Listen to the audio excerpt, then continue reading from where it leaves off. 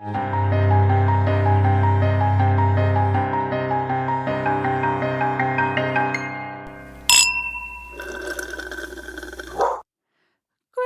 time. Shit, hold on. Let's take two. Oh my God.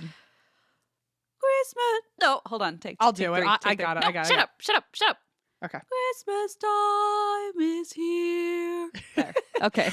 The weird thing about Nailed it. the weird thing about, I don't know if it's your pitch or your harmony, I don't know what the right word is, but you really do sound like multiple children in unison. That's the demon that live inside me, where all of them kind of rally together and sing in chorus. Yeah, it's I don't know how one voice sounds like a unison, but oh Lord. Oh well, happy Thanksgiving, Christmas, Hanukkah, Kwanzaa. Happy holidays from us to you. It's happy December. Toyotathon, Honda days, Honda days. Whatever you practice privately, you know. Whatever we acknowledge all of the above and we respect and give time off for all of the above, especially honestly, happy Honda days. If Eva texted us and went, listen, it's going to be a big day over here at the Eva Gross family house for Toyotathon. I'm really going to need to take the day off. My girlfriend Rachel and I have actually converted, and we're now celebrating Toyotathon. We're actually trucks. We're actually truck people now. Oh, we're actual trucks. Just like we're movie literal Cars. Trucks. We're literal trucks now. They morphed into honk honk. I need time off, and I'd say okay, go for it. My girlfriend's actually a Toyota Camry now. And oh, I see. Oh, I knew we weren't allowed to ask that when we were, it's like a private question to ask somebody. So I'm glad we finally know the deets. Anyway. Okay, look, I feel so unhinged today. I don't know what is going on. Can you tell it's earlier than... Oh, it's not earlier than we usually record. It's like fully not. All right, the Honda days, excuse me, have really taken a toll.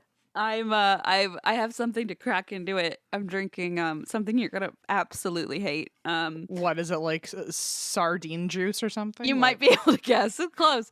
So I got it at Trader Joe's. It's organic sparkling lemon and strawberry apple cider vinegar beverage. Wow, that took my breath away. It sounds so awful. I from across the country just got heartburn for you. Oh, thank you. I just cracked into it. Do you never had it? So we'll I find out. hope you gag, because that's if you don't, I'm gonna judge you more. The internet, the blog that I follow about Trader Joe's products said this was worth buying. Does it smell like apple cider vinegar? A little bit, yeah. But so does kombucha, so. Oh, you would be a kombucha bitch. Whoa! Kombucha bitches! I was gonna say kombucha bitcha. Never mind. It didn't land. But kombucha bitches assemble. What's happening today? It's really good. Does it really taste good? It's actually quite good, yeah. It's happy less for you. vinegary than kombucha, I would say. Anyway, Great. This is where we read stories you send in. It's a listener's episode. It's not about us, okay? Okay. It's about you and your family and your partner and however you celebrate, and maybe if you turn into trucks every now and then. That's okay. It's okay with us. All right. Wow. I guess there's no recovering, so let's just dive in. Your turn. Okay, here is our first story. I was told that this is a Home for the Holidays themed episode, my friends. Yep. And Home for the Holidays is, when I hear that, I'm just triggered by the concept of Hallmark movies. Oh, the best. I hear Home for the Holidays and I think like a rugged man, and he's a farmer in a small town. And he's a Christmas tree farmer, to be clear. He is, and he's got he's obviously a widower, obviously, but that doesn't stop him from going to every game for his son, and they just kind of live it out. Actually, daughter, because he needs to be really emotional. Obviously. Right. And the writer's room changed that up.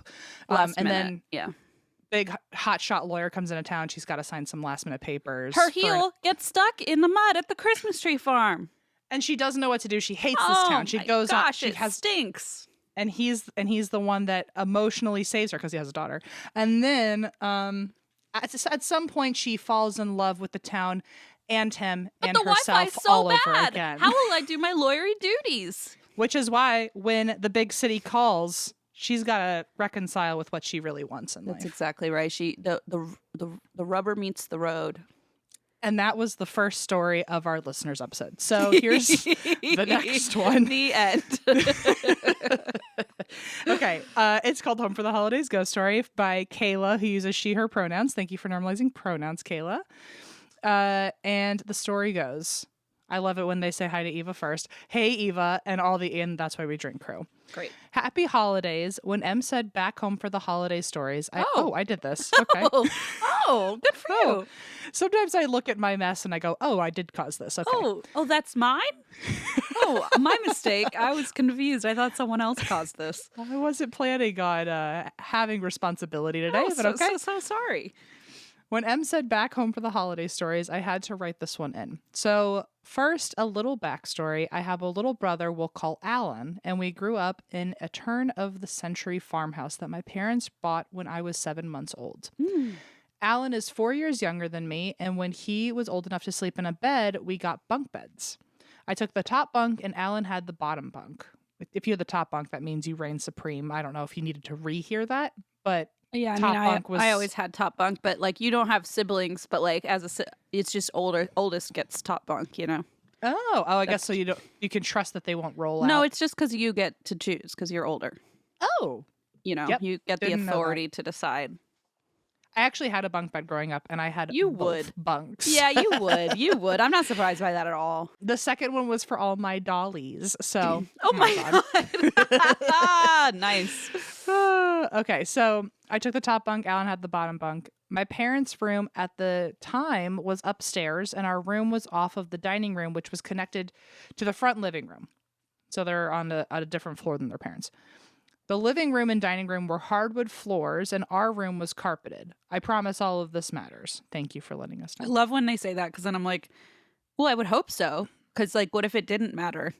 Sometimes we have gotten some stories where the information goes on, and like, wait, what about that? What about the carpet? What happened to the carpet? Thinking, it will be relevant, but we're also on the last sentence. I'm getting scared. No. I appreciate the extra calming sentence here. I promise it matters. Thanks. As soon as we started sharing the bunk beds, Alan would fall out of his every night. See, that's why he had needed the bottom bunk. You need a railing in there. I would go wake up my parents so they could put him back in bed because even as a toddler, this kid was huge. Oh, wow. Alan is listening somewhere right now going, oh my God. He's 6'5" now. Oh, Jesus, shit. Alan. Stop growing. So my dad installed a bed guard on the side of his bed, and it was about a foot tall, and Alan would still roll himself over the railing and fall to the floor and then stay completely asleep. Oh my God. I respect his commitment to the nap. You know? Yeah. Eventually, I'd stop waking my parents up and started shaking him till he woke up, and I'd put him back in bed. However, this came with consequences because when I'd wake him up, he'd start crying and tell me the old man that walks the floor made him fall out of bed. Oh, no. Oh, no. That's the end of the Christmas cheer you've been listening to. No. I told him it was a dream and put him back to bed every night. This went on for almost a year until we finished adding onto the house, renovations. And I got my own room and left Alan, our old bedroom, by himself. Bye. Yeah, you were like, peace out, Alan. Have a good time with that weird guy. Have a good time on the floor. I went on with my life and pretty much forgot all about this happening. Fast forward to my first year of college. Wow, really time traveling. And I came home for Christmas and found that I was now allergic to our family dog. Oh, no. Which is one of the saddest developments of my life. Oh. Because of this, I couldn't sleep well at night, so I slept in the recliner in the living room. My brother had a cold, coincidentally, and was sleeping in the second recliner closest to the front door. Now, like I mentioned earlier, Alan is 6'5", and at this time, a linebacker on the high school football team. What a scary looking what a scary person from to far find away in the dark in a recliner, like in the middle of the night. I feel like, I know, but also like the number one person you want when you're walking down a street. Fair point. I was sleeping and something woke me up around 2 a.m. and it sounded like someone walking on hardwood floors in work boots. This was weird though because my parents had carpeted the living room by this time. Oh no. Residual hauntings, my friends. Oh no. I laid there for a minute trying to go back to sleep when I heard a noise over by Alan. I glance over and see him standing by the recliner looking down at where he had been sleeping. Huh? Ugh. Now we both have sleepwalking disorders, so I figured he was sleepwalking. Again, like you said, scary fucking shadow to see sleepwalking in the middle of the night. I call out, Alan, lay back down, you're sleepwalking. He doesn't respond, so I call out louder, Alan.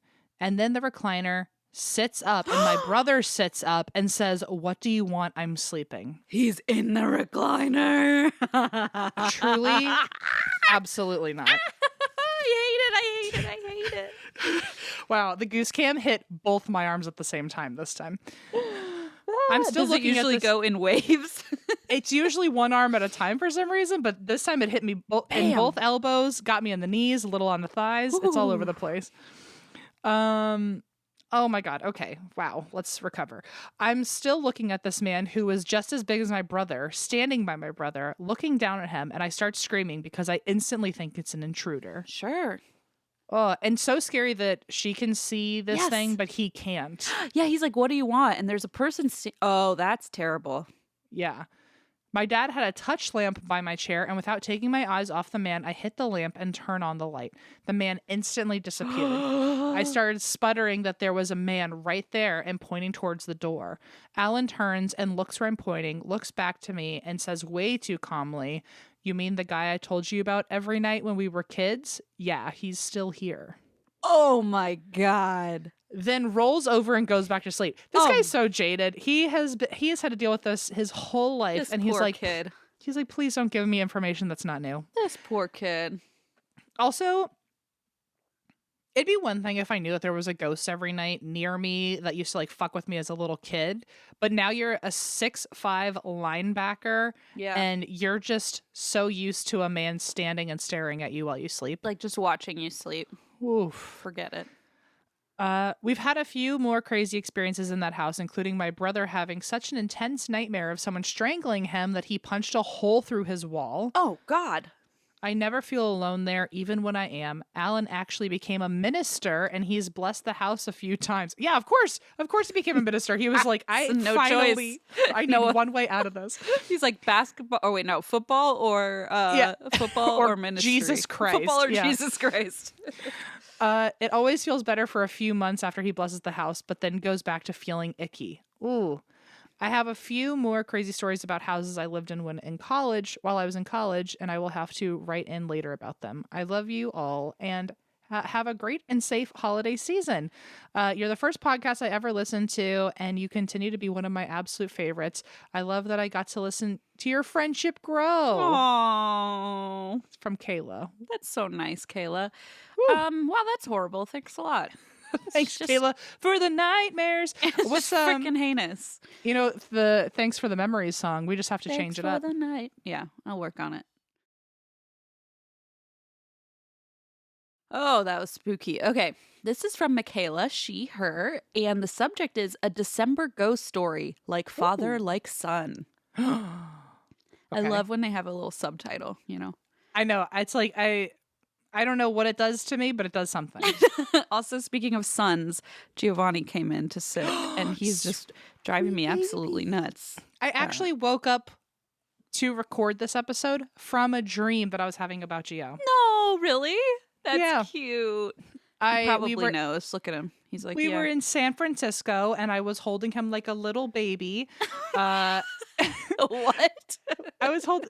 Well, that's not the weirdest dream you've ever heard of. No, but it's still weird. I was holding him like a little baby, and he was like, his little tushy was in my lap, and I was holding his back up, and I was giving him a little kiss. He was giving me a little kiss. I was giving him a little kiss. He was giving me a little kiss. And we were just out by the water in San Francisco, and we were in the back of a truck, and it was driving around. But the wind was making his hairs look so majestic. Yeah, he does love to get like a little. His mane flows in the wind, you know. It's a good dream. Anyway, then I woke up to deal with you. Sorry, I know. I'm realizing now how terrible that must have been. It was not a bad experience, but certainly I would have preferred to stay there. Okay, hello, Eva M., Christine, and all the babies. I'm a longtime listener and first-time submitter and neighbor in the north, Canada, in case that wasn't clear. My home, sweet home. God, was this a singing episode? I was excited to share my story when I heard you were looking for December-themed suggestions. I think it might also fit the theme and hometown stories as they happen in my hometown of Yellowknife, Northwest Territories. Okay. And in my dad's hometown of Winnipeg, Manitoba. It starts off a little sad, but it gets better with time, as all things do. Well, that's very wise. When I was 9, my dad passed away of a sudden heart attack 10 days before Christmas. Oh, my God. Oh, shit. And 19 days before his next birthday, which was close to New Year's. Christmas was definitely always an exciting time for us and a great opportunity for friends and family to come together with all the festivities and events. You could imagine it came as quite of a shock and hit us hard that year. He was a pilot and worked long and busy hours as he loved what he did. Okay, now I'm getting emotional. A few days after his death, my mom was saying how she had begged him to fix the Christmas lights in our backyard for weeks before he passed. And in a classic dad way, he always confirmed that he would get to them soon. Yeah, well. Also in a very me way, in a very I was going to say, I guess I'm a dad. I guess we're dads now? Poor Allison has to tell me something weeks in advance before it becomes a real problem. Yeah. If I remember correctly, she had asked him again the day before he passed, and he told her he would do it tomorrow. As we got home from the hospital the night after he died, my mom was quite surprised to see all the lights in our backyard turned on and brightly reflecting on the snow. Not one of them was broken as they had been before. I suppose he always kept his promises eventually. Oh, that's moving. He's passed away in the hospital. He's like, wait, before I go, one more thing I have to go do. I have to run home and fix the lights. I promised. Oh, man, I really am trying to keep it together. That night, I was laying in my bed trying to sleep when I suddenly felt the instinct to turn around and face my doorway. In it, I was surprised to see my dad's glowing figure leaning in the doorway and softly smiling to me. Yep. I was a bit frightened until I saw him turn away as if he was walking down to my mom's room. I chased after him down the hallway only to realize he was gone by the time I had gotten up.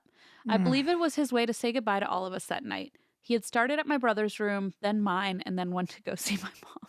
Oh my God. That's also so, well, first of all, that's very sweet. I think it's even cooler that you can like almost confirm part of the story of like, oh, I watched him walk to your room. Because now it's like two perspectives of the same thing. Because I think that's just like extra cool that like you got your own goodbye and you got to see him on his way to say goodbye to other people. Okay, well, get this. Years later, I was speaking with my mom and she confirmed that night she had a dream where he visited her to let her know he'd be gone for a little while, but that they would meet again. Oh. So that same night where she saw him walking to her mom's room, her mom saw him the same night. Wow. Mm-hmm. Oh, shit. I was definitely shaken by the experience, but knew he was with me still. Through different experiences with psychics and healers, I've confirmed my suspicions and know that he is part of my spirit guides. There have been moments where I've felt his presence strongly, and it's always been very comforting. To tie in the second hometown story, years later I was helping my mom drive across country from Yellowknife back to her hometown of Ottawa, where I had set up after university. It's quite the trek, and I decided to introduce her to my new favorite podcast, ATWWD. Oh, well, I'm glad that we got a mention in this. Thanks for letting us insert ourselves into your story. Yeah. Listening to the stories, I got curious and asked her if she had ever had any paranormal experiences or seen a ghost. I was surprised to hear that she had, and she began to explain the story. While my parents were dating in the late 80s, she and my dad were living in his hometown of Winnipeg in the home he had built. He was out working that night and she was home alone. She was taking a bath when she heard the doorbell ring. Their home was in a new development and pretty out there and away from the regular city. She explained there weren't many houses built there yet and was surprised to think there would be visitors. For some reason, against better judgment, she decided to get out and dressed to sneak towards the door. She was curious, but didn't want anyone to know that someone was home in case it was a weirdo. Fair enough. That is exactly the move. Thank God for Ring doorbell. That's all I have to say. Yeah. There was a way to peer out a window from a side room to see who would be at the front door. She snuck through the house and managed to sneak a peek to see an older man with a hat waiting at the front door. She was a bit freaked out and felt vulnerable, naked and wet in her bathrobe. Yeah. So she went back upstairs and waited for the man to leave. He eventually did. When my dad got back home, she explained what had happened and who she had seen. My dad asked her more questions on the man's appearance and what he was wearing. She described the hat and his dress, and my dad got a weird look on his face. After a moment, he looked at her and confirmed, I think that was my dad. My grandfather had died of a heart attack before my parents had met. My mom and I joked that he probably just wanted to check out my dad's new girlfriend and check in on them. My family does the same thing, by the way. My grandpa, my mom prefaces everything with, well, he was a dirty old man, so he probably is really here for this, and this. He was a weirdo all along, see? Yeah. Little did he know he caught her at an awkward moment. Haha. So, like father, like son, I suppose. Thank you for listening, and I hope you enjoyed the stories and will enjoy the holidays to come. I love listening to your podcast and always look forward to hearing stories when I have to leave for long drives. It's the best part of the trip. Take care, Michaela. Aww. What a beautiful story. I also really liked her dad leaning in the doorway. That's exactly what happened to me with my grandpa. I know. I saw you nodding. I was like, this is very familiar, Em. Well, weren't you the same age or about? Or you I were was younger? 7. But I wonder what he did. I've always wondered for myself, like, what happened to my grandpa after I, like, closed my eyes and went back to sleep. Like, does he just fade away? Does he jump into the sky and does he walk away? Like, yeah. Who knows? Yeah. But it's interesting because I don't remember him walking to my mom's room or anything to say goodbye, but I do remember I don't actually remember him walking. I remember waking up and seeing him in the hallway. I remember waking up and seeing him leaning against the doorway. And then I remember waking up again and seeing him in my bedroom. Like every time I closed my eyes and opened them, it was he was closer. But I wonder how he actually traveled through the hallway to my room. It's cool that I almost feel like I got confirmation of like, oh, he was able to walk. Yeah. Wow. I mean, wow, that's still so stinking cool. I really do like that she got to confirm for her mom, like, I straight up saw him walk into your room, girl. And then like, the mom was that like, dream was not I crazy. saw him that night too. Yeah. Oh, man. That's great. Oy, oy, oy. Home for the holidays is going real good. Oh, boy. The next one, already a personal fave because they've got the double pronouns. This is from Jess, who uses she, they. Love it. A she, they. And the subject line is a real doozy. A Christmas elf, a criminal, and a ghost go to the movies. What? Wait, what? Sorry. Okay. Hold on. A Christmas elf. Which, like, are we talking like Will Ferrell elf or like Elf on the Shelf? I don't. Or Keebler elf. All of them are horrific. I don't want any of them. So many versions of elves. Yeah. A Christmas elf, a criminal, and a ghost go to the movies. All right. Okay. Let's see how this goes. I'm ready. Oh, this is a lovely little introduction. Hello to friends of all shapes and sizes. That's nice. That's nice. You could be an elf. You could not be an elf. You could be a truck. You could be an elf. I've been listening since episode 16 and have wanted to write in for a while. And finally, at my partner's urging, I am ready to tell you one of my stories. My life has been full of fun stories as my parents were both in law enforcement. They literally met in jail. Okay, well, cool. Not everyone can say that. I need a story about that story, please. I need their meet cute in jail. That'll be January's listener topic. January stories. Okay. Meet cutes in jail. They literally met in jail. And with the women on my mom's side of the family being very sensitive to all things paranormal. Since the holiday season is upon us, I figured this is the perfect story to send in. Picture this. Oh, I've never heard someone actually say that in a sentence. Oh my, I'm immediately about to picture whatever you're going to say. Okay. Picture this. It's 2015. Before everything went to shit and I'm newly in college. Aw. I have always been theatrical and promptly surrounded myself with others from the theater department. When then preface scary, I know. That December. Sorry. Thought that was the punchline, the scary part. It's a horror story. Picture this. Christine goes, ah! That December, my friends and I, who were part of a local student church organization, were invited to participate in a caroling event where we drove around an assisted living community on a hayride and sang with the old people.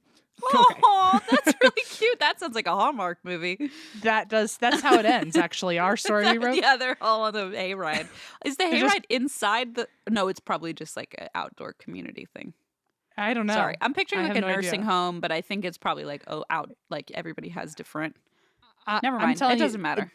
Jess should have written, picture this. Picture before this. That I'm trying to picture it too carefully. I need to just let go of the details. Okay. Okay.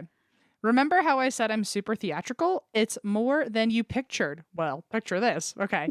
I decided to go all out and dress as an elf in order to see the old people smile even more. Or it's scream. Important, or scream. And then we get another. It's important to the story, I promise. Oh my Love gosh. this. Things went well, and afterwards, all of us, 6 in total, decided that we wanted to go see the Krampus movie. Yes. I love how you started a church organization, then you're like, wait. let's go to a movie about Satanas, Lucifer. Okay. Oh, that's who's singing the choral verse in my body. I always wanted to know all the names in your throat. And apparently it's just Asadios. Just demons, yeah. Wow, my throat cannot keep it together. You're being particularly funny today, Christy. So unhinged today. I don't know what's going on. It's making my ADHD thrive, though. I'm so sorry. At every turn, there's a new stimulus. I'm like, what is happening? Okay, so they left church to go see Krampus. Right, Nice. as you should. Picture that. Okay. Being in a relatively small town, the closest theater that was showing the flick. What is going on with your vernacular? This is amazing. Loving this. With their flick. Okay. Being in a relatively small town, the closest theater that was showing the flick was an hour drive away and had a late showing that we could just barely make. We piled in a Suburban and we were off. And about 30 minutes out of town, the driver's car started acting up. Uh-oh. Lights were flashing. It was making a horrendous sound, and we ended up having to pull over on the side of the highway. Oh, my God. It was around 10 p.m., and it was pitch black outside. And we got out and did the usual, I'm looking under the hood and have no idea what I'm looking at. and then sent the, hey, Mom, I'm stranded text with a picture under the hood asking for help. Oh, no. It was freezing, so we had all gotten back in the car in an effort to stay warm. As we began calling all the people we knew in the area, asking for a jump or at least a lift for most of us to go home without much luck at all. As we were trying to make a game plan, out of nowhere, a car came pulling up behind us and parked about 30 feet away with their brights on. Ooh, this could be really good or so bad. I am already not loving this moment. It's a real risky 50-50 flip of a coin. It's actually not, because in the title it said a criminal. And so I'm waiting for the criminal to appear in the story. And if it weren't one of the senior citizens, I'm imagining it's this guy right here. The story also said a Christmas elf, so I'm hoping like just a little Isn't she dressed as a Christmas elf? Oh, shit. You're right. Okay. Yeah, we got the elf. Right. So either this is a ghost pulling up or the criminal's coming later. I don't know. I'm not happy about it. You're so right. I'm not happy. I immediately thought, hey, it's someone being nice who is going to help us. Let's talk with them. Okay, well, that primes me to think you're wrong. Yeah. Now, I always thought I was a bright person, but my friends looked at me trying to climb out of the middle seat to talk to the stranger and immediately let me know how dumb I am. Okay? Yes. Number one, I was the only visibly female person in the car. And number two, we were alone on an unlit stretch of the highway with no cars visible for miles. Yeah, this is the perfect place to get jumped, for sure. Yep. Wait, jumped in what way? Oh, well, either, I guess. They were asking for a jump of the car, but I think that's true. You mean like in a bad way. Okay. Like just in checking. a bad way. Okay. Like no witnesses nearby. We were alone on an unlit stretch of the highway. And what might be the most important thing to the story is that, number three, I was still dressed as a Christmas elf. Oh, no. Okay. Oh, no. We debated what to do because the car had been sitting behind us for a few minutes without anyone coming out or making any effort to come help. Absolutely. Red fucking flag. Just open the car doors and just scatter. That's what you got to do. Just every man for himself. I don't know about that. Don't listen to M quite yet. Let me hear the rest of the story and I'll confirm or deny what M says. Okay, the car had been sitting behind us for a few minutes without anyone coming out or making any effort to come help. It was just there, sitting with its brights shining at us from behind. It began to feel very eerie, like we were being watched, or worse, like they were counting how many of us were in the car. Ew! During our conversation, another car pulls up directly in front of us. Oh, so now you're like trapped in there. Good night. We were literally boxed in by these two cars in the middle of nowhere in the dark. We ended up having my friend, who was a huge, intimidating looking dude in a suit. Alan? Oh. It's actually, this is Alan's sleep ghost, and this is what he does the old man. when everyone's awake. We had him attempt to see what was up. About 2 seconds after he got out of the car and began walking to the car behind us, it pulled up to the car that was in front of us and parked parallel to it. And then a few moments later, they simultaneously drove away into the night. This is bad news. Bad news. Wow. Big bad news. Absolutely no confirmation on like who these people were, if they knew each other, if it was a trap. For sure. Oh my God. Wow. The goose cam hit both the elbows again.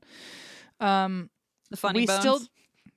Right now they feel like the fucking scary bones because it's not very funny. Okay. So the cars drive away. And then Jess goes on to say, we still do not know what that was all about. Now, after all the excitement, I got a text from my mom that was in response to the picture I sent of us stranded. And her text simply said, Jess, ... There are 8 people in that picture. And we promptly lost our shit. And in the under the hood selfie, because they're taking a picture while under the hood. So they of them, are probably of the group. Yep. There was a very sinister looking face peering at me and my friends directly across from us with another slightly above our heads that looked as a sort of protector. I don't know why they were there, but my mom firmly believes that the picture showed a demonic spirit being fended off by a guardian keeping us safe. Oh my God. Sorry it was so long. I hope you have a very happy holidays, Jess. I was afraid that it was going to be like, oh, you could actually see the criminals in the picture. Me too. Like taking a selfie with you before they did something. That's out of a horror movie where it's like, wait, like a head count and you're like, there's an extra person here. Who is it? Yeah. That's like out of a horror movie. But that sounds like that creepypasta I covered. The one in the one in the trailer in the when there was like somehow like there's always one more person by accident. The group of friends out in the trailer. Forget it. Wow, that is spooky. And for your mom to be like, who are these other two? Right. I hate it. Well, I'm glad your friends did not let you get out of the car because clearly these other 2 cars had bad intentions. Yeah, I wonder why they both pulled to pull up implies that like they knew they had time to kill to like discuss in front of you. They were probably waiting for the other one. Oh, you mean pull up to the other car? Yeah, they probably like pulled up and said, "We gotta go," you know, because they probably saw the weird. 6-foot dude or whatever, and were like, "Never mind." Like they were probably waiting for the people to get out of the car to see who was in it, to see if they were like vulnerable enough. Then this big dude gets out of the car, and they're like, "You know what? Forget it," and they pull up to the other car and say, "We're out of here." By the way, like whoever your friend is that had the fucking cojones to get out of a car during that situation and walk towards the other car and accidentally saved all of you because it wasn't because yours was a little misguided. Remember, Yeah, originally Jess was like, "I'm gonna get out of the car." Yeah. Whoever the big, strong, scary person was that intimidated these people, please text them and say thank you. Because wow, I'd be texting them every day being like, I can't believe you saved our lives. I can't believe you saved our lives. That's crazy. So scary. So scary. Ooh. I'm glad you're okay. I'm glad you and your friends are okay. Could have gone really bad, you know? Okay. So this is one called... Oh, so let me see. This is from Laura, she, her, and the subject is December True Crime Small Town Listener Story. Little League Baseball Gone Wild. Wow, that is not a Hallmark movie title, but no, not really. Hi, Eva, Christine, and Em. I'm a longtime listener and huge fan. Your stories have gotten me through a lot of laundry, vacuuming, and long drives. When Christine and Em asked for a listener story about hometowns, I knew this was my chance to finally write in. Buckle up for a wild one. My hometown, located in rural Maryland, is small and quaint. Not much happens here other than typical small town stuff. That was until November of 2006 when our small town was hit with some big drama. Em is ready. Look, you say drama, I come a running. Over what, you may ask? Little League Baseball, of course. It started the best kind. It started oddly enough in September of 2005 when a teacher at our local middle school, let's call her Mrs. S, received a sealed letter from a mystery woman urging her to search a student's locker for knives. She brings the letter to the administration, who look into the matter but find nothing. 2 days later, the same student's father finds a letter threatening his son on the windshield of his vehicle. Jesus. What?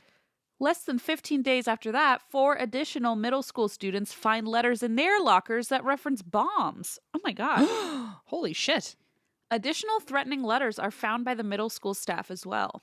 On November 3rd, Mrs. S tells the middle school vice principal that she received a call from a young boy. Oh my God, oh my God, oh my God. I have goose cam. What?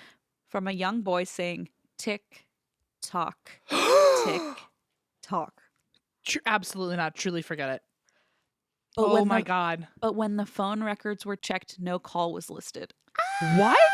That freaks me out because that, first of all, I like so badly want it to be a ghost story, so it's not real. But also that means like there's someone smarter, like can like go against the phone system. They can like dial star 67 or whatever blocks your phone number. Oh, right. I forgot about star 67. I don't know. I don't know if they meant like there was no call at all listed. On November 21st, 2005, a note was found in the middle school bathroom reading, tick tock, is it a bomb or is it a clock?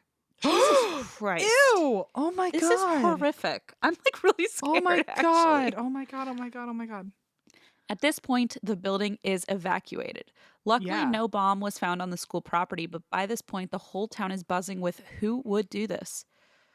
On December 22nd, 2005, What? Mrs. S was indicted for stalking and the multiple bomb threats. Wait, it was the teacher? Uh-huh. Wait, well, I don't know if it's a teacher, but she was indicted for this. So, okay. Indicted for stalking and the multiple bomb threats. But the threatening letters do not stop. From March 31st to April 21st, these same middle school students continue to receive threatening letters in the mail. Mrs. S was convicted for the multiple bomb threats and stalking in April of 2007. The police were able to trace the bomb threat letters to Mrs. S's work computer where she had printed them off. So stupid. Oh, Mrs. S. Mrs. S. Remember when M called you like technologically savvy? But really it's because you were lying about a phone call.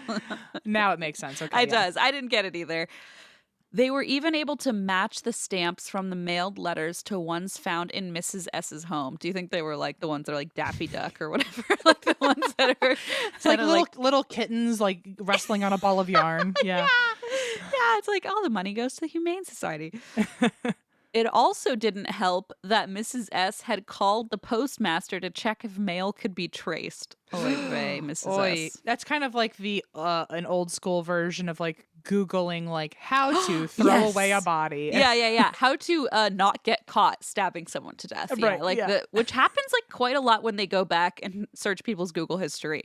Like they just have these searches and they're like, well, that's just circumstantial. And I'm like, circumstantial doesn't always mean like irrelevant though, you know? Like, it's still pretty relevant.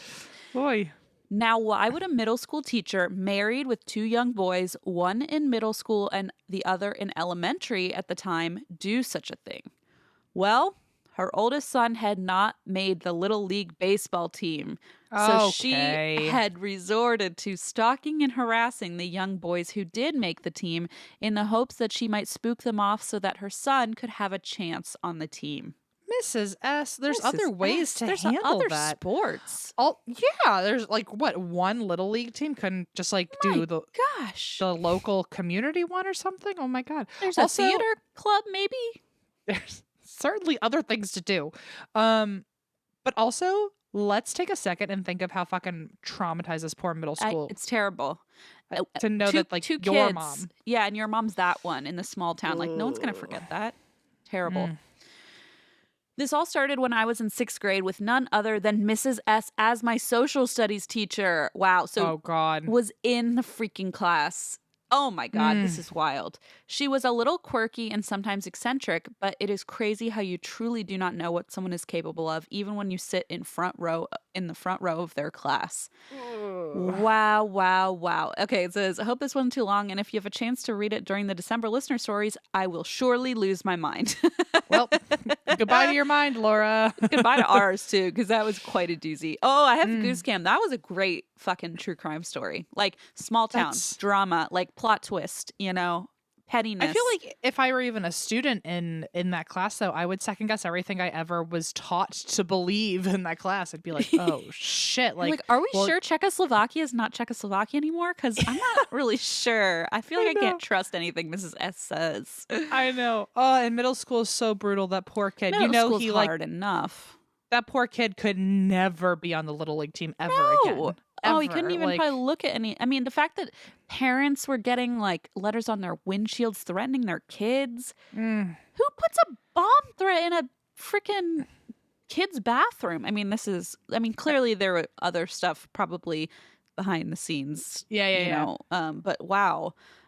Sorry. Let me just finish this. Sending you all well wishes and holiday spirit. Love, Laura. Oh, wow, Laura. Thanks, Laura. I just wanted to finish up.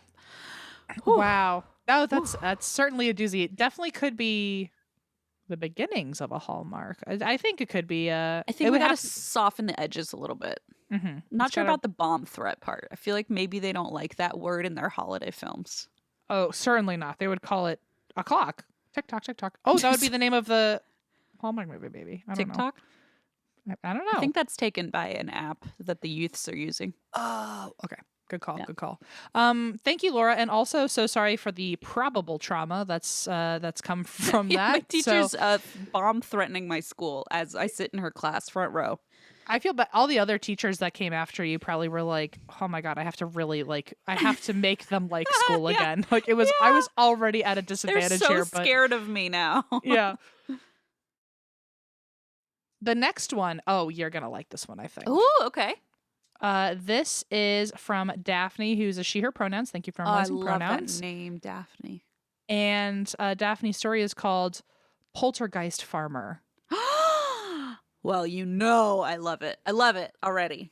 I feel like it's pretty similar to Poltergeist Cowboys. I feel like the aesthetic is the same. Thing. Or a miner, like not a kid miner, but like a coal miner. Those three ghosts just nailing it. You really like ghosts in the form of like jobs that don't get enough credit. Old-timey, yes, uniformed positions that are kind of obsolete now and like don't get enough credit. I think you need to unpack that. But I think you're 100% right. Wow. Like jobs of the past that were once like underappreciated. Yeah. Wow. You're really getting everyone's got a thing. That's your thing. It's my thing. Sorry. All right. Don't apologize. Everyone's got their thing. You're right. Okay. Hello, Eva M. Christine, and that's why I drink solidified fruits and peeps. Wow. My name is Daphne, and I have a winter/generational story to tell you. Oh la la. I got a huge update on the story this year, 2022, and the possible era of the entity I encountered in 2008. To better understand my story, wow, I'm really loving the people who like brought context to the fucking table today. Wow. To better understand my story, I need to give you a brief background of myself. I was raised in a spiritualist household. Oh, Daphne, we could ask you a million questions about that. Are you 200? Were you born in 1805? All I know about spiritualism is that M tells me it happened in like 1820. Honestly, if you are 200 years old, could you please write back via Ouija board? That'd be great. Thank you. Yes. I was raised in a spiritualist household where my mother was the primary caretaker regarding our spiritual lives. Naturally, my family is very open when the subject is about entities and spirit. As a child, I was susceptible to that realm. A cool way to say that, but also I'm so scared for you. Susceptible to that realm, you know? That's like, we should tell the person earlier who was, what was her name? Hold on. We should tell Kayla when she's allergic to her dog. She's just like, susceptible to that realm now. That also your way poor of saying it. 6'5" linebacker brother was really susceptible to that realm because he kept getting just chucked out of his bed every night. Do you think that ghost was trying to like pull him out of the recliner? Like, shit. When he's in the bunk bed, I can just roll him off. When he's in this recliner, what do I do? Pull him by his ankle? Actually, that's a great point. Like, what is with the physical aggression every night? Does he want the bed? Like, now you have the bed. He's not in the bed. Go sleep in the bunk bed. Does he want a buddy? Like, he's trying to wake him up? Or I don't know. Anyway, sorry. I don't know, but I hate that he still hasn't figured it out years later. Yeah, he needs to get a new hobby. Yeah. All right. So in case you forgot, Daphne's susceptible to the realm. Sure. My father has always supported this decision, even though his foundation was Catholicism. Gotcha. Aww. So he's an open-minded dad. Love it. My grandparents from my father's side are Catholics with a military background, and they moved a lot in Ecuador, which means many different houses and many different energies in those houses. So anything related to spirits and haunting was just gibberish talk. Nowadays, one of my aunts and cousins lives in the same household as my grandparents, and let's call her Aunt Daisy. Okay. At the Christmas of 2008, my father and I visited my grandparents in Ecuador. This was my first time staying at their place, and the house was on a mountain with a green field to raise sheep and chickens, which a farmer's land. The first thing you see when you walk into the house is my aunt's bedroom, a 2-seated couch, and the dining room. Our bedroom door also faces this specific couch. I have a feeling someone's going to be sitting in this couch eventually, and they won't be alive. The second I stepped in, I thought it was odd that my aunt's door had a tiny, tiny window. Oh, no. Okay. I'm okay with this so far. I'm not. I'm like, oh, no, a window. Even more bizarre was an embroidered image of Mother Mary on a white towel covering the glass. Okay, makes it weird to me. Told you. I heard Catholics. I heard windows. I don't know. I'm just not loving this. I know something bad's happening. I know a window is just a bigger peephole, you know? That's what I always say. And a peephole is just a tiny, tiny window, you know? But then if you're covering it, I don't know, maybe, I don't know your reasonings, but okay. So it's covering the glass. My aunt's weird, so I didn't think much about it because I focused on staying warm and getting rid of my goosebumps. Ooh. The following 2 days were lovely, but I got goosebumps whenever I passed by the couch and my Aunt Daisy's door. That evening, my cousin wanted to show me her bedroom. She sleeps in the same room as my aunt. It was cute and adorable, but full of Mother Mary images, baby Jesus in all corners, and her windows were all shut. It was so damn cold and creepy that I wanted to run out of there. Ooh. Yeah, I feel like if there's an emphasis in only one room of religious and characters. That's what's weird. It's like, what are you doing? What's happening in that room? Yeah, something's trying to be warded out of that room for sure. After dinner, we all went to bed. Later that night, I woke up to go to the bathroom, half asleep and half cold. The only light brightening the house was the moonlight. I walked out of the room trying to be very quiet, tiptoed toward the bathroom, and then I felt a chilling glare coming from the couch. Ugh. I stopped in my tracks and slowly turned to see a tall, pale man with pitch black robe-looking clothes, wearing a tall black hat, just looking into my soul. Ugh.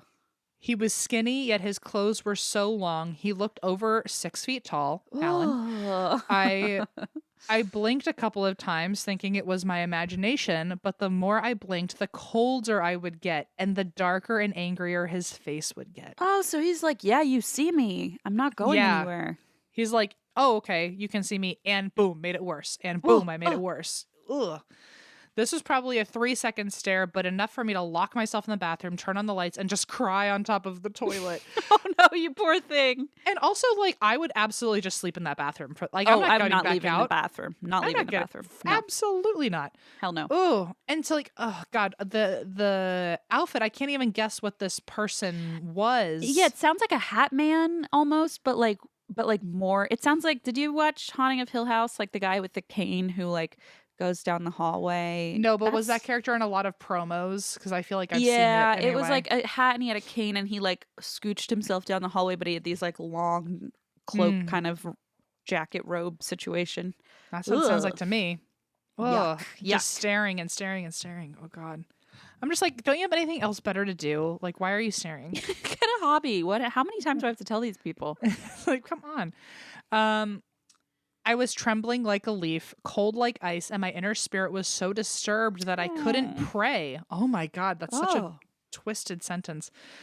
After calming down, I returned to my room and went to bed. First of all, proud of you for leaving that bathroom because I could have I'm in never the done it. bathroom. I'm staying. Never mentioned a word to anyone until 2016. Got it. So you've been traumatized ever since. That's what I just heard. I was talking to my mom about the shadow figures from my bedroom. This is a story for another time. Oh, sure. And I remembered the tall, skinny farmer from my grandparents' house.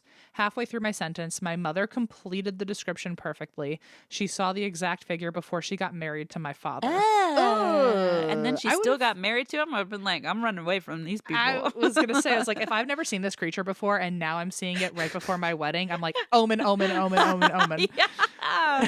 I'm like, I love you. It's not you. It's not me. It's absolutely that fucking guy on the couch. It's that poltergeist farmer. Okay, we all understand, right? I would at the very least be like, I'm going to marry you, but if this goes south, I want you to know that we were fucking warned. Yeah. And we turned our backs to the omen.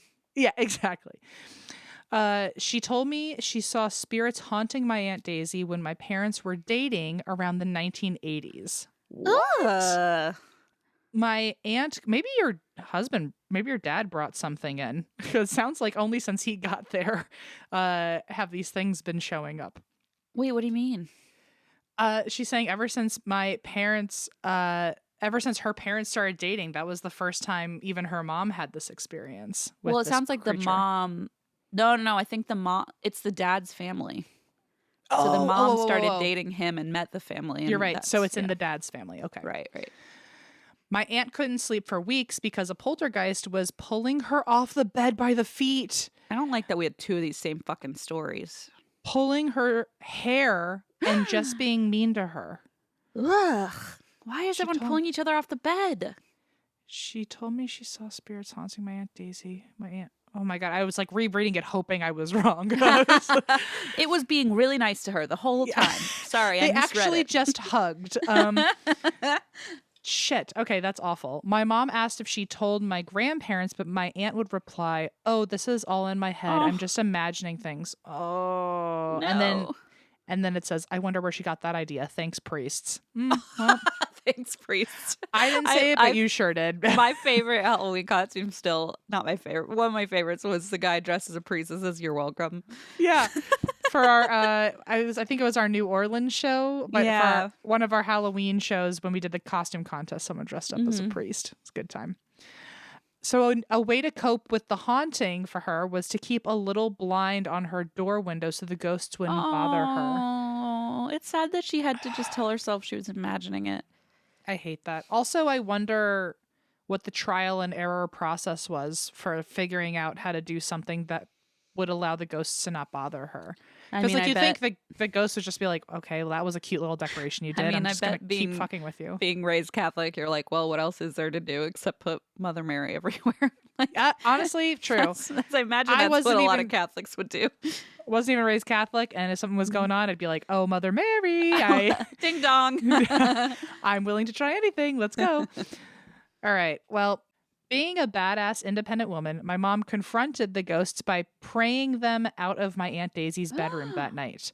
The energy went from chaos to peace, and they all went to bed. How does your mom pray? Because I need her to come just sit in my closet every now and then. Yeah. Shortly after, my mom was awakened by someone sitting on her feet.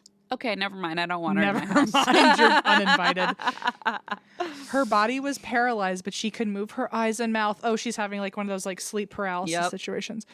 Inches away from her face, oh my God, Christine. What? Inches away from her face. So this is after she has prayed it out of Aunt Daisy's room and now confronted them. So now I think in retaliation. Great. They did not like being confronted. Of course, it has to wait till she's asleep and vulnerable because it's of course rude. Well, remember, she's susceptible to the realm. So. Sure. The energy went from chaos to peace. Shortly after, my mom wakes up to someone sitting on her feet. Her body is paralyzed. She could move her eyes and mouth. Inches away from her face, she sees a pale man cursing and saying, "Mind your business." with a chill air coming from this dark figure. Oh, no.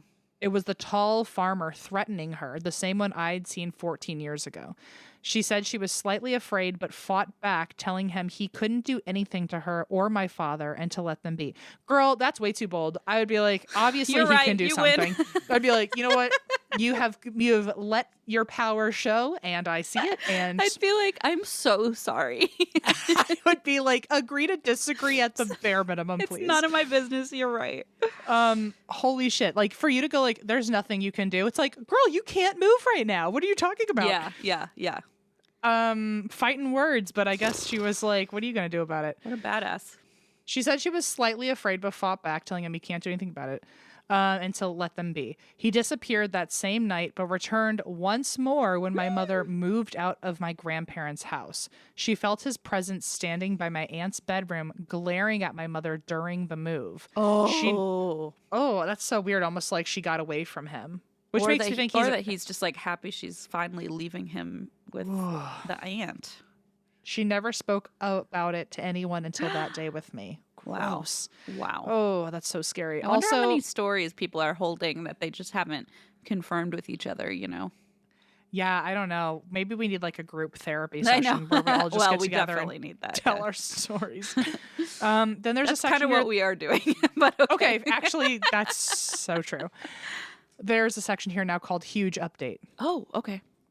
My father visited me in Florida this year, and his dad's youngest sister, so his aunt, who lives in the same city as me, had a dinner party to celebrate his visit. That night, she showed us old pictures of them and the family that I never got to see before. Throughout the albums, I saw an old man with my dad, and my heart skipped a beat. The old man was my great-grandfather, and he had the same clothes as the poltergeist farmer. I pointed at him and yelled, "That's it." He was wearing a short hat with an unusually tall, high-collar shirt, no robe in the picture. And I asked my dad and aunt about my great-grandfather's outfit and where they were living. They replied that they lived on the same farmer's land I visited back in 2008, and those outfits were typical in my great-grandfather's time. I knew it wasn't him because the energy behind the picture was very positive, and he was still alive when my Aunt Daisy was a kid. Okay, good. With that new information, I could finally grasp when the annoyed farmer died and started to haunt my Aunt Daisy. Wow. I believe that good and bad energy can distort and shape the spirit in the spiritual realm, which could explain why the poltergeist farmer was very lengthy. Or it could be that he was a foreigner living in Ecuador around my great-grandfather's time. Oy. Dear Lord. Thank you for reading this, and so sorry for the long story. This one still creeps me out because it was the first time I saw a human-looking figure staring into my soul. The first time. Hopefully the last. I know. What does that mean? I had many encounters with other entities, but they never acknowledged my existence until this farmer. Wish you all the best. Love you all, and thank you for doing a show on my birthday, April 1st. Happy holiday and New Year ahead. And then also I included an illustration of the farmer. Well, I don't know about this. Okay, we can't see it on here. Yeah, we can't see it on here, but maybe I'm sure Eva's gotta forward it to us or something. Yeah. But anyway, holy moly, that is one okay, Eva's grabbing the story. I mean, I'm sorry, the photo, but in the meantime, let me just say that is no she said good. Like, evil can like warp a person, and that's why he was like I never even thought about that. You know, I've heard that actually because I think it was in Kindred Spirits that like people can kind of show themselves in a way they want to be. Like if they want to be menacing, they can make themselves look a certain way, more menacing, taller, creepier, more demonic. I'm so lucky. Like anytime I have seen something, it was always good or neutral. Or like they didn't that's if they knew who I was. I feel like I've seen things before that like I just like walked in on a residual haunting. Right. But like right. I'm so lucky I've never seen a negative intelligent haunting staring at me and acknowledging me. Knock on wood, me neither.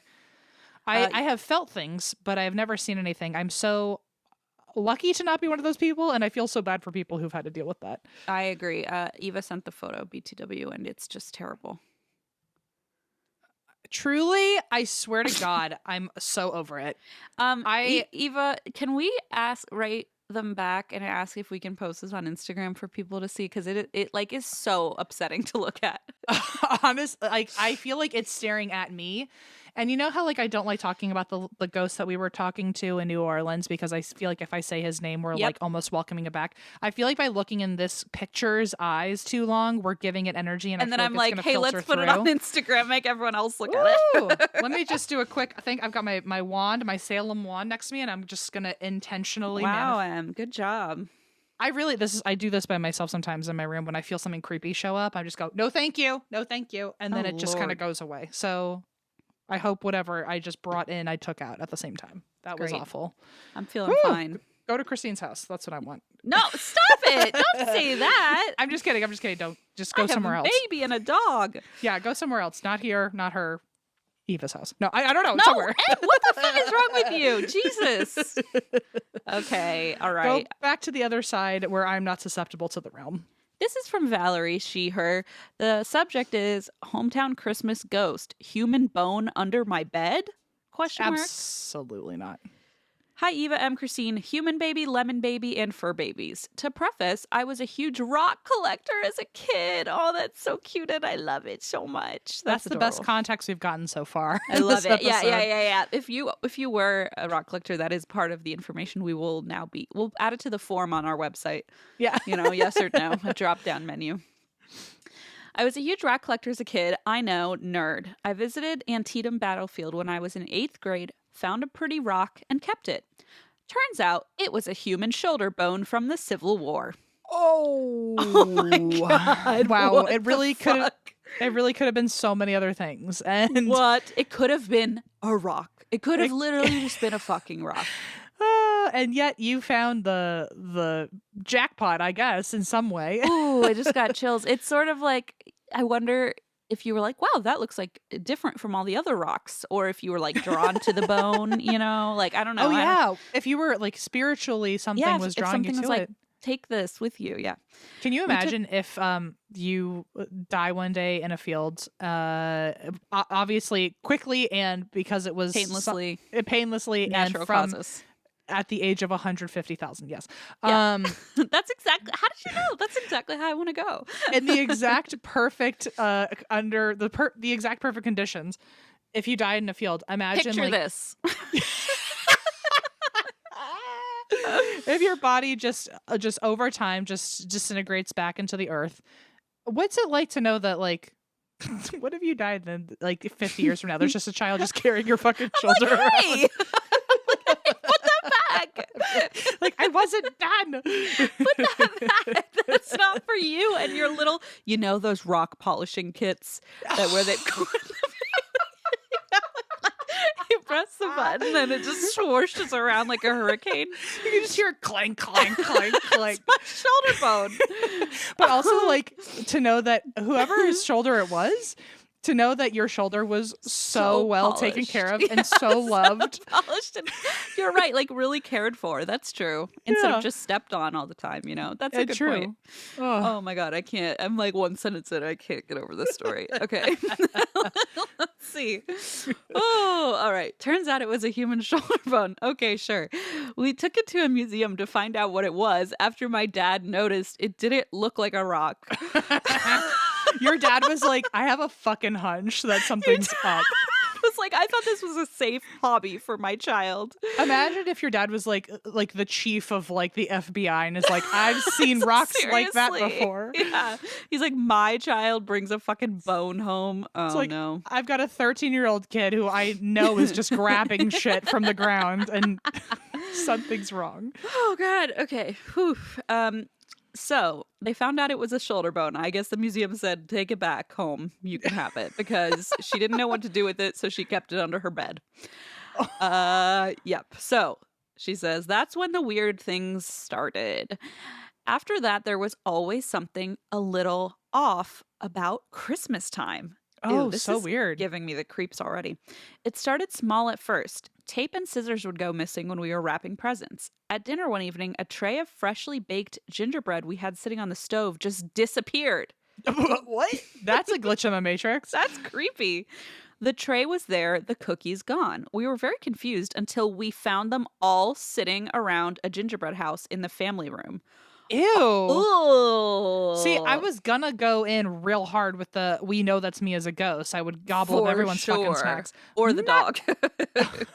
Not in a million years would I just move them. Unless, like, but then that's extra creepy because it's so intentional. And it put it with the gingerbread house, which is like, it knows what to do with it. And also, what is it so impatient? It's like, those don't go there. Those go here. It's like, what are you doing? I like how they once the cookies cooled down, they probably would have been brought to the house. Yeah, exactly. But yeah, this ghost is like, I'll take a chill pill. Yeah, we're getting to it. It's like you're dragging your fucking feet. We're still looking for the tape. Okay.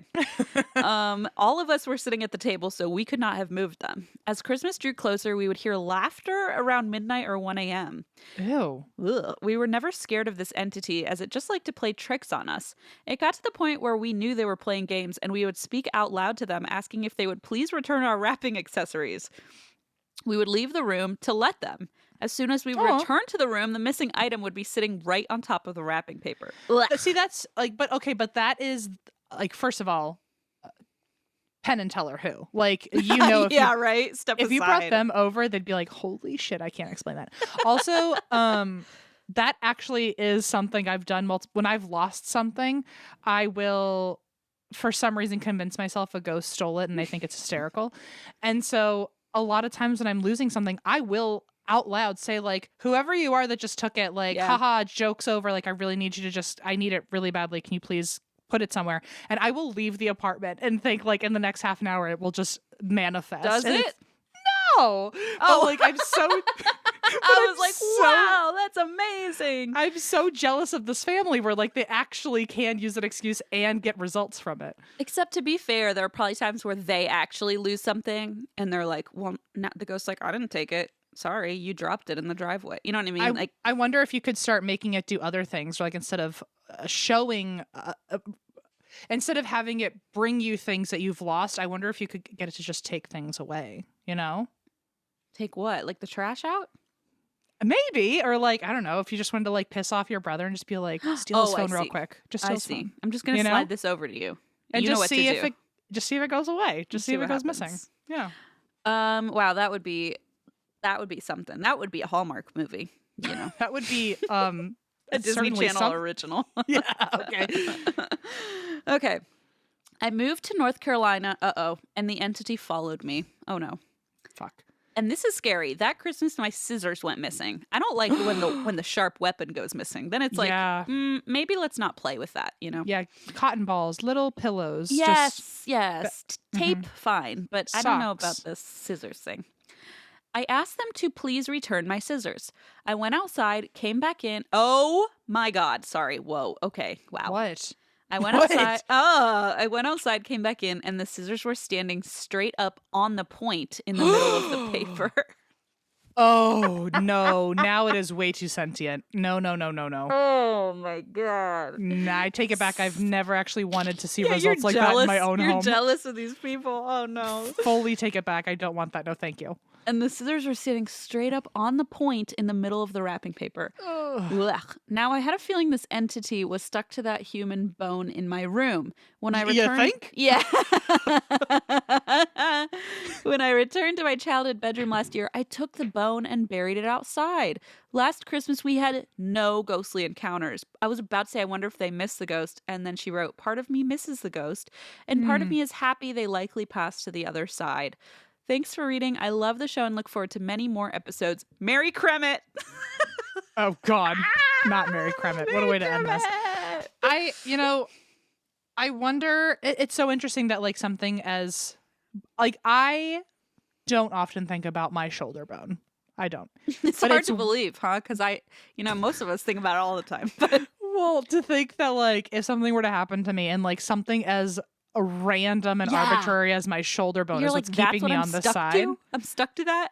I'd be pissed. I'd be like, are you kidding me? Like, enough of me is buried. I'm ready to go. Like, like I was there for how many decades, and now all of a sudden, like, it's I'm in a rock collection. Some, like, teenager just grabbed you from the ground and now you can't rest. Yeah, it makes me worried, like, how many other people are just stuck for dumb reasons like that, you know? Yeah, I wonder how many like people are haunted and they're like, I have no idea why. And they're just like, my bones, you have them. That's not a rock. Ask your dad. He knows. Oh my God. Well, that's crazy. I like that the story was not like really horrific. It was just like, the guy hung around at Christmas time. It's really interesting that it was always at Christmas time too. I wonder if he just like wanted companionship and like family or something, or maybe he died on Christmas. Maybe his birthday was Christmas. Maybe he just loved Christmas, like maybe many of us do. Wow, what a story! What a fucking story! The fact that the scissors, I can't. That was a bold call. That was the ghost getting a little too comfy for my taste. I think so. I'm glad that you recognize that too, Valerie, to be like, okay, time to put the bone out in the yard and bury it, I wonder if he was just over not getting a crossover and he was like, I'm going to do something that should probably like shake dramatic. Them, just so they know that I'm over it. I know it's going to make them over it. Just so you know, if I go before you, Christine, and at some point part of me gets stolen from the earth and thus I cannot rest, you will start finding scissors on their point in the middle of every room. No. And it's now your task to go find my bones. It sounds like a horror film. Oy, oy, oy. Oh no. I do have a lot of scissors at my house because I lose them all the time. And it's not a ghost, it's just me. I just misplace them. I don't lose my scissors, but Allison does this thing where she loves to use these like $5 scissors to cut the most impossible things. And then she just breaks the scissors. And then she thinks that we should keep them because they were good once. And I'm like, are you kidding me? You broke these scissors. Like, okay, Grandma, what are you talking about? I'm like, unless you plan on re-welding the scissors together, let's just throw them out so we can buy more for you to break. So I've always got at least one pair of bad scissors. And if you go first, Christine, I request you use those just because I can't tolerate it having to buy scissors again. All right, fine. Yeah. Whatever you Good say. plan. Good plan. I will steal all the cookies off of your cookie tray, though. Well, I will probably make double because I already know you'll be doing that. So, like, yeah, it's I'll like be leaving. Prepared.